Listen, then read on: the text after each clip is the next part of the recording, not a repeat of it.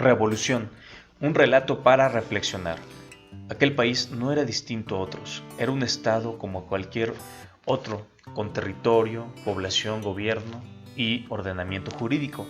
Se constituía como otros estados en una república representativa, democrática, laica y federal. Celebraba su independencia cada año, siguiendo una tradición de 300 años atrás. El gobierno de aquel país basaba su actuación en la Constitución, llamada también Ley Suprema, que tenían y de la cual se derivaban otras normas de rango inferior. En la Ley Suprema se establecían muchos principios y derechos pro homine o pro persona, y claro, valores y fines del derecho, como la justicia, el bien común y la paz social. La Constitución era un poema, era el fruto de años de luchas, de movimientos revolucionarios y siempre estaba evolucionando, actualizándose conforme a los nuevos contextos sociales. El contenido de la Constitución era el de un Estado social de derecho en el que teóricamente se buscaba la equidad y la justicia sociales. La realidad distaba mucho de lo plasmado en letras en dicha Constitución. Para empezar, el gobierno estaba controlado por familias con tradición política. Eran puestos que ocupaban personas que no provenían de un origen sencillo, sino todo lo contrario, gente educada en los más prestigiosos colegios privados, en las mejores universidades del extranjero. Había una minoría que provenía de estratos sociales bajos, pero una vez accediendo al poder se corrompían y comenzaban a vivir de manera disoluta, olvidándose de sus raíces y del pueblo de donde habían provenido. Existían tres poderes: el legislativo, el ejecutivo y el judicial, pero en todos había corrupción y una élite de personas de rancio abolengo que los precedía. Existían más de 30 partidos registrados, pero en realidad solo eran dos partidos políticos los que habían estado compartiendo el poder desde la elección del primer presidente, de lo cual habían ya transcurrido cerca de 150 años. Lo que en realidad había pasado era que en más de un siglo de gobierno, el poder había quedado en manos de unos cuantos, por lo que no era de extrañar ver a toda una familia en cargos de elección popular ocupando importantes puestos. Ahí estaban los primos, sobrinos, nietos, cuñados, medios hermanos, etc., quienes a su vez ayudaban a ingresar a sus familiares y amigos a ocupar plazas de rango inferior, aunque eso sí, con sueldos competitivos en distintos niveles del gobierno.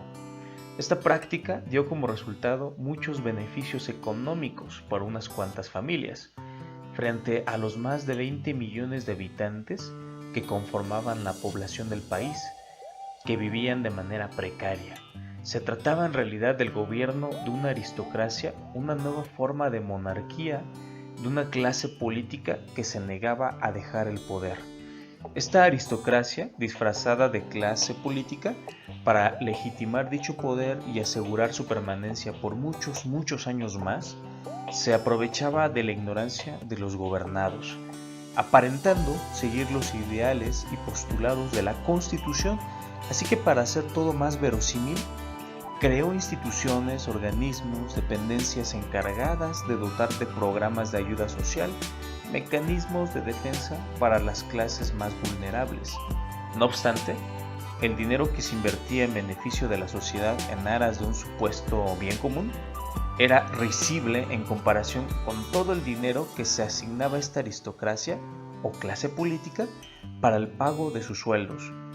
Es por eso que disfrutaban de viajes, compraban autos, relojes de lujo, siempre usando alhajas ostentosas, vestimenta de diseñador, compraban con facilidad propiedades, comían en los mejores restaurantes, entre otras serie de excesos a costa del erario público.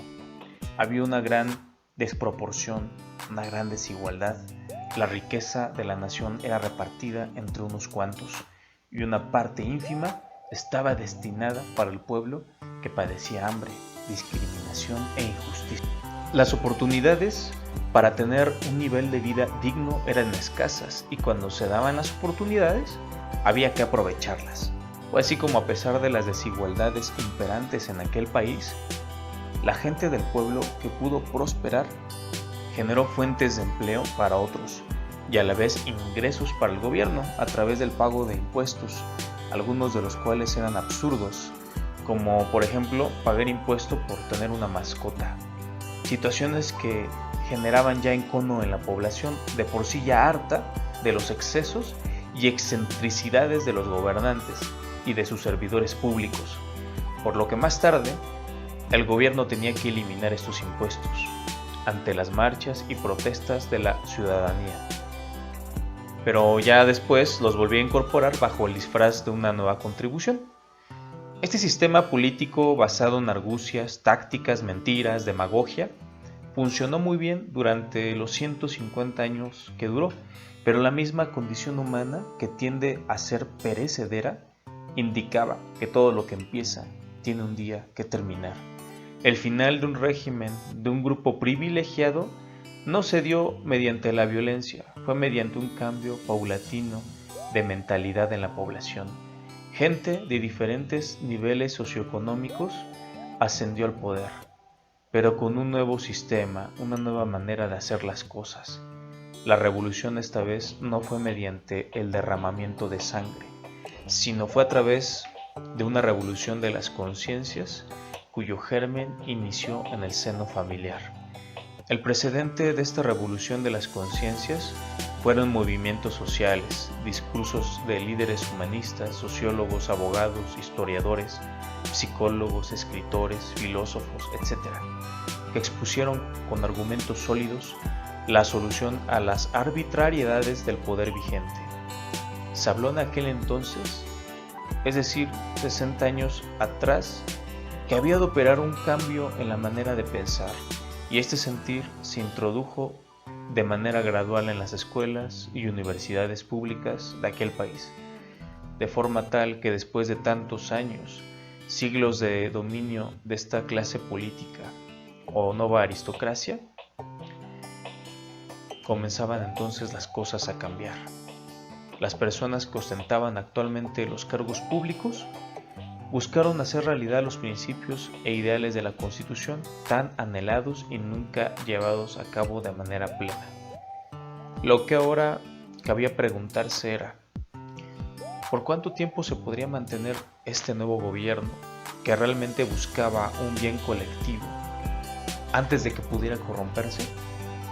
Lo cierto era que había una comisión especial que vigilaría el actuar de esta nueva clase política, porque después de todo, la naturaleza humana tiende a corromperse. Bueno, hasta aquí lo que quería comentar de este relato.